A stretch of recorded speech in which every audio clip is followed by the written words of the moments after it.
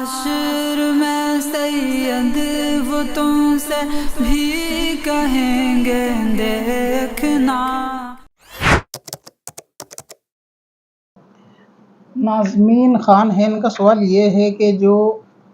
یہ مینسٹریول کپ ہوتا ہے، پیریڈ کے دوران یوز ہونے والا ایک پلاسٹک کا کپ ہوتا ہے، اس کے استعمال سے کیا ہوتا ہے کہ اگر کوئی خاتون اس کو استعمال کرتی ہے تو وہ اس کا تھوڑا سا حصہ جو ہے وہ باہر نکلا ہوا ہوتا ہے۔ اب اس حصے کی پرت کے اوپر کبھی پسینہ یا گیلا کوئی ایسا احساس ہوتا ہے کہ اگر وہ کپڑے پہ لگتا ہے تو اس میں 2-3 طریقے کے ان کو ڈاؤٹ ہوتے ہیں کہ وہ پسینہ ہو سکتا ہے یا پیشاب ہو سکتا ہے یا حیض کی رطوبت ہو سکتی ہے۔ تو اس کے اندر ان کا سوال یہ تھا کہ بار بار ایسی خاتون کپڑے بدلتی ہے شک و شبہ سے، جیسے بار بار واش روم جائے گی تو وہ دیکھے گی کہ شلوار پہ نشان وغیرہ لگے ہوئے ہیں تو وہ شک شبہ کے اندر پھر وہ کپڑے بدلتی ہے۔ تو اس کا کیا طریقہ ہے کہ وہ اس وہم و گمان سے بار بار بچ جائے کہ وہ ناپاک ہے یا نہیں، اور بار بار کپڑے بدلنے کی پریشانی سے بھی باز آ جائے؟ سب سے پہلے تو یہ کہ یہ ناپاکی سے زیادہ وہم کا مسئلہ ہے جو آج کل نوجوانوں میں، مرد ہو یا عورت، سب سے زیادہ دل کے اندر گھر کرا ہوا ہے،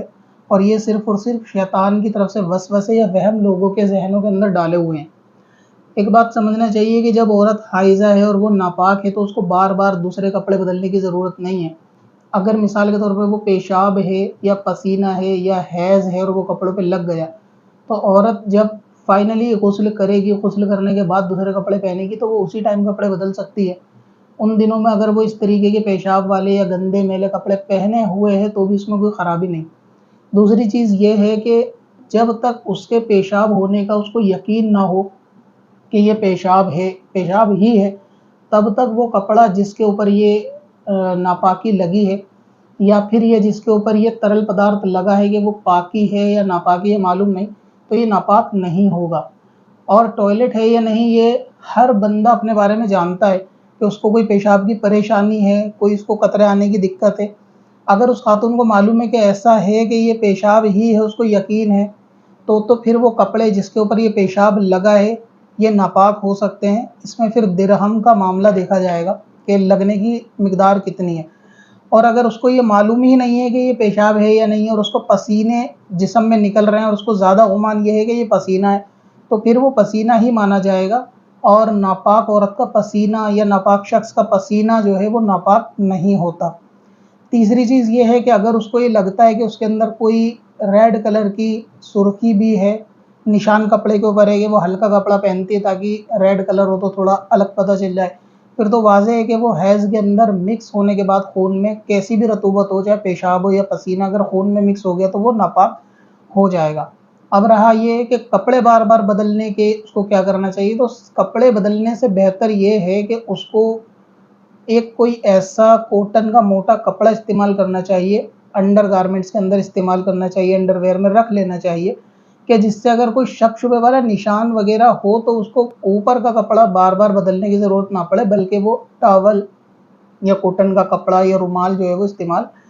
کر لے اور اس کو جو ہے وہ بار بار نکال سکتی ہے۔ ویسے اسے نکالنے کی بھی ضرورت نہیں ہے کیونکہ کوئی عبادت وغیرہ تو اس کو کرنی نہیں ہے کہ وہ نکالے، لیکن اس سے باہر کے کپڑے محفوظ ہو جائیں گے۔ یعنی جس کو یہ ڈاؤٹ ہو کہ یہ خون ہے یا پیشاب ہے، پسینہ ہے، اور وہ چاہتا ہے یا چاہتی ہے کہ باہر کے کپڑے یعنی شلوار وغیرہ اس سے ناپاک نہ ہو، تو وہ اندر کی طرف جو ہے وہ کوئی کپڑا یا کوئی ایسی چیز موٹی رکھ لے کہ اگر اس میں کوئی پسینہ آئے یا کوئی رطوبت نکلے، چاہے وہ بلڈ کے طور پہ ہو یا پیشاب کے طور پہ ہو، تو وہ صرف اور صرف وہ کپڑا خراب ہو، بعد میں اس کپڑے کو دھویا جا سکتا ہے، یا پھر یہ کہ بعد میں دھو کر دوبارہ بھی استعمال کیا جا سکتا ہے، تو اس طرح سے وہ بار بار کپڑے بدلنے سے بچ جائے گی۔ لیکن شلوار ناپاک ہے اس کے بارے میں یقین ہونا چاہیے۔ اگر پیشاب ہے تو یقین ہونا چاہیے کہ وہ پیشاب ہی ہے، اگر یقین نہیں ہے